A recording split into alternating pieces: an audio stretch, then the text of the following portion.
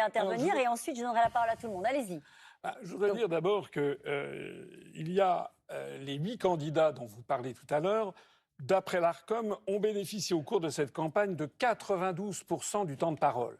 C'est-à-dire que 8% du temps de parole sont réservés aux 30 autres candidats. C'est un scandale démocratique. C'est un scandale démocratique. Non. Il n'y a aucun pays démocratique au monde où il y a une telle différence. Plus ou moins d'Europe. D'ailleurs, je vous signale, à tout hasard, que nous avons saisi l'OSCE, vous savez, cette organisation qui surveille la façon dont se déroulent les élections en Biélorussie, en Russie, au Venezuela.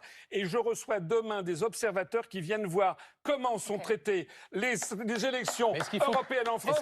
Nous avons, écoutez, j'ai eu plus ou moins d'Europe dans nos vies quotidiennes pour la changer. Laissez-moi parler, pour une fois que j'ai la parole. Laissez-moi parler. C'est un scandale la façon dont se déroulent ces élections européennes, où on vient 5 jours avant le scrutin nous demander notre avis à 23h lorsqu'il n'y a plus personne. Exactement. Je représente. Vous savez ce que je vais vous dire? J'ai une chaîne de télévision, je suis le responsable politique qui a fait 20 vidéos qui ont dépassé 500 000 vues, 7 vidéos qui ont dépassé 1 million de vues. C'est ça que les Français attendent comme véritable débat. Est-ce que oui ou non, on va rester dans cette Union européenne qui est en train de nous détruire et d'écraser nos libertés, notre niveau de vie et qui nous entraîne vers la guerre. Alors, d'ailleurs, en fait, les Français ont déjà tranché.